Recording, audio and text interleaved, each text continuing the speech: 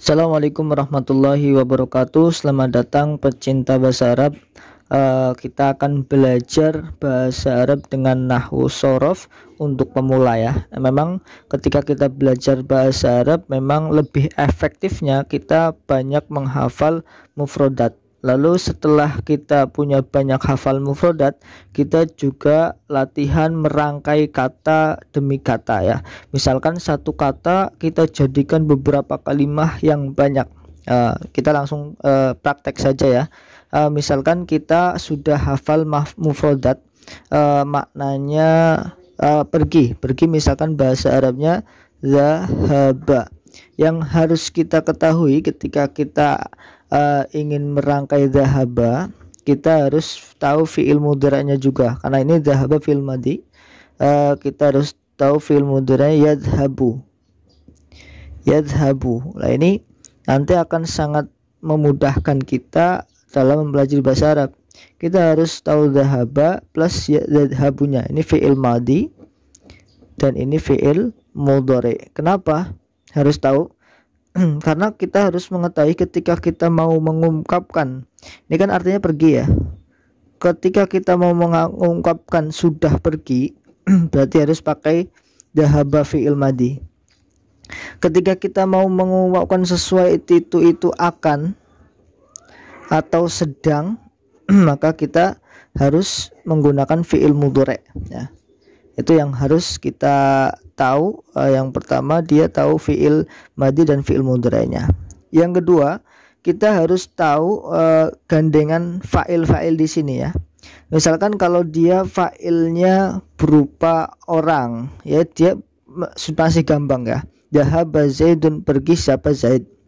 Tapi ketika dia mengatakan kata fa'ilnya dah kata ganti, kita harus tahu kalau fi'il madhi itu dia kata gantinya ditaruh di belakang, fa'ilnya ditaruh di belakang. Misalkan seperti lafal dhahabtu ya, dhahabtuma, dhahabtum. Nah, itu kita harus tahu fa'il yang seperti ini. Kalau fi'il madhi dia ditambah fa'il, maka fa'ilnya berada di belakang fi'il madhi. Berbeda dengan fi'il mudhari'. Kalau fi'il mudhari' itu fa'ilnya di depan. Misalkan yadhabu artinya dia pergi. Kalau diganti tadhabu, maka menjadi kamu pergi. Kalau nadhabu menjadi kita pergi. Kalau azhabu menjadi saya pergi.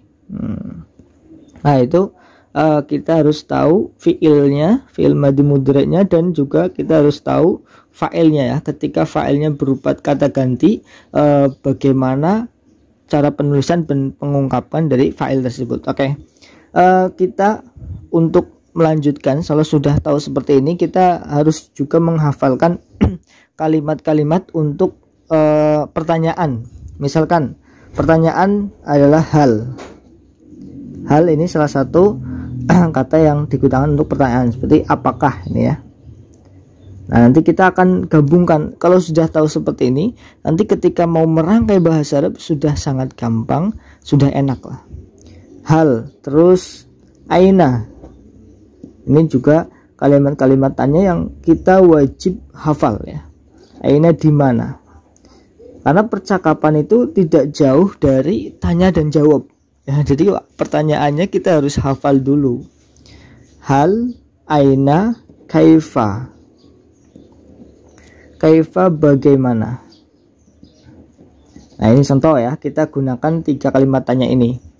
Oke, kita sambung ya. Ketika kita ingin mengatakan aina, ketika kita ingin menanyakan mau pergi kemana kamu, berarti kita harus kalimat tanyanya dulu. Aina, ini karena ini kalimat tanyanya aina, mau kemana. Aina, kamu pergi. Berarti zahabta. Karena ini bisa pakai fi'il madhi atau bisa juga pakai fi'il mudhari'. Kalau tanya aina satadhhab, aina satadhhab, aina satadhhabu. Nah, ini bisa pakai sa, bisa pakai nggak pakai sa ya. Ini kita memang perlu perhatian, atau kita ingat-ingat kalau fi'il mudhari dimasuki sin, ini berarti fi'il mudhari'nya sudah pasti bermakna akan ya, atau bermakna mustakbal. Kita juga tahu itu, harus tahu itu.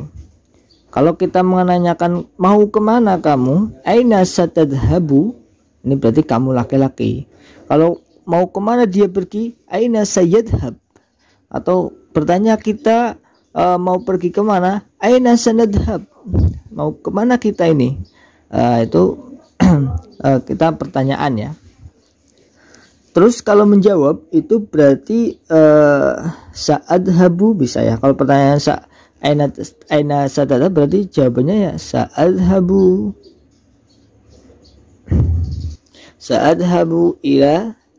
ilal masjid. Nah, ini contoh ya, contoh pertanyaan dan jawaban. Nah, itu kita harus sering membuat contoh-contoh seperti ini, mempraktekkan seperti ini, supaya kita lebih banyak kosakata, lebih banyak bisa praktek ya untuk menerapkan antara fiil dan fa'il. Karena yang terpenting ya di sini kita bisa tahu fiil dan fa'ilnya. Kita harus tahu fiilnya seperti apa, fa'ilnya harus menggunakan seperti apa. Ini atau dalam bahasanya ya subjek dan predikatnya ya. Ini wajib karena ini pokok sebuah susunan kalimah ya. Harus ada fiil, fa'il atau subjek dan predikatnya. Jadi untuk pertama latihan ini cuma buat gambaran terlebih dahulu, supaya kita mulai belajar bahasa Arab itu dari mana. Yang pertama kan harus hafal banyak mufradat. Kalau sudah hafal banyak, kita harus kembangkan per mufradatnya. Misalkan ini satu mufradat saja, zahaba ini ya, zahaba satu mufradat, kita bisa merangkai satu mufradat ini dengan banyak sekali variannya. Seperti pertanyaannya bisa aina zahabta, aina satadhab, aina sanadhab, aina sayadhab misalkan. Jawabnya bisa sa'adhabu ilal masjidi, sa'adhabu ila suq, sa'adhabu ilal madrasah, dan lain-lain. Ini baru untuk menjadikan kalimat tanya, atau bisa juga dijadikan kalimat khobar atau berita ya.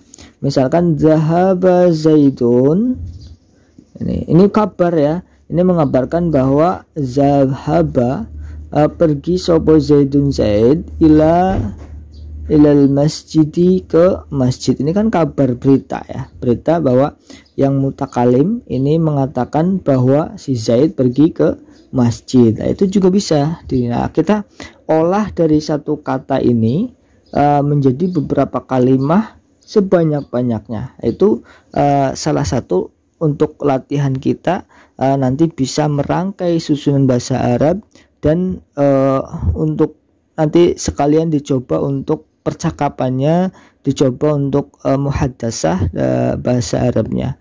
Mudah-mudahan ini bisa membantu ya. Nanti saya akan lanjutkan kata per kata, kita sering latihan untuk merangkai jadi beberapa kalimat agar kita sudah terlatih dengan menyusun bahasa Arab. Mungkin itu dulu pada video kali ini. Kita akan lanjutkan di video selanjutnya. Jika ada saran dari teman-teman silahkan ditulis di kolom komentar. Jangan lupa like, komen, dan subscribe-nya. Sekian dari saya. Wallahu a'lam bishawab. Assalamualaikum warahmatullahi wabarakatuh.